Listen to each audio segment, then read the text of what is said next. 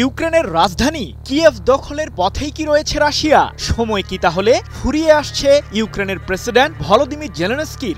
রাশিয়ার এবারের পরিকল্পনা শেষ পর্যন্ত সফল হবে তো? কারণ এরই মধ্যে ইউক্রেনের 4টি গুরুত্বপূর্ণ অঞ্চলের দখল নিয়েছে রাশিয়ার সামরিক বাহিনী। রাজধানী কিয়েভ থেকে আর মাত্র কয়েকশো কিলোমিটার দূরে রয়েছে পুতিনের শক্তিশালী বাহিনী। তবে ইউক্রেনও বলছে শেষ রক্তবিন্দু দিয়ে হলেও ভূমিকে রক্ষা করবে জেলেনস্কির বাহিনী। কিন্তু রাশিয়ার শক্তিশালী সামরিক বাহিনীর সামনে টিকতে পারবে কি ইউক্রেন, নাকি শেষ মুহূর্তে এই যুদ্ধে সরাসরি জড়াবে পশ্চিমা সামরিক জোট ন্যাটো?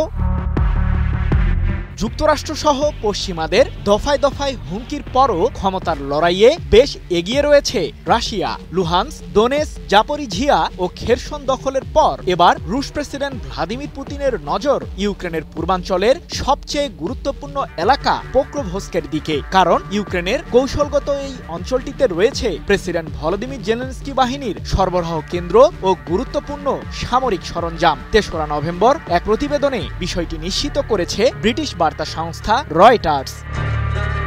কিন্তু ইউক্রেন জানিয়েছে তাদের বাহিনী এখনও কৌশলগতভাবে গুরুত্বপূর্ণ এই অঞ্চলটির লাগাম ধরে রেখেছে। তবে রাশিয়ার প্রতিরক্ষা মন্ত্রণালয়ের দাবি, পুতিনের সৈন্যরা পোক্রোভস্কের রেলওয়ে স্টেশন এবং শিল্প অঞ্চলের পাশেই থাকা ইউক্রেনের সামরিক বেষ্টনী ভেদ করতে সফল হয়েছে। এদিকে ইউক্রেনের প্রেসিডেন্ট জেলেনস্কি স্বীকার করেছেন যে তার বাহিনী পোক্রোভস্ক অঞ্চলে ব্যাপক চাপেই রয়েছে। যদিও রাশিয়ার সামরিক বাহিনী এখনো সফলতা লাভ করেনি। তবে তার দাবি, যুদ্ধবিধ্বস্ত শহরটিতে রাশিয়ার ৩০০ সেনা এখন অবস্থান করছে।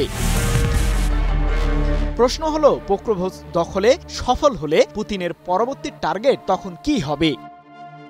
ইউক্রেনের পূর্বাঞ্চলীয় এই শহরটি থেকে দেশটির রাজধানী কিয়েভের দূরত্ব মাত্র ৬৫০ কিলোমিটার। সমরবিদরা বলছেন, পোক্রোভস্ক রাশিয়ার দখলে চলে গেলে ইউক্রেন অনেকটাই দুর্বল হয়ে পড়বে। এমনকি এই অঞ্চলটি হারানোর ফলে ইউক্রেনের জন্য কিয়েভকে নিজের দখলে রাখাও কঠিন হয়ে পড়বে।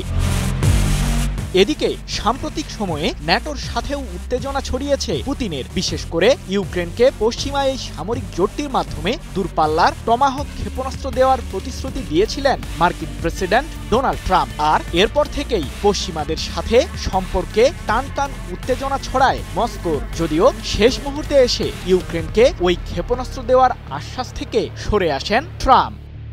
সৃজন মাহমুদ, নিউজ 24।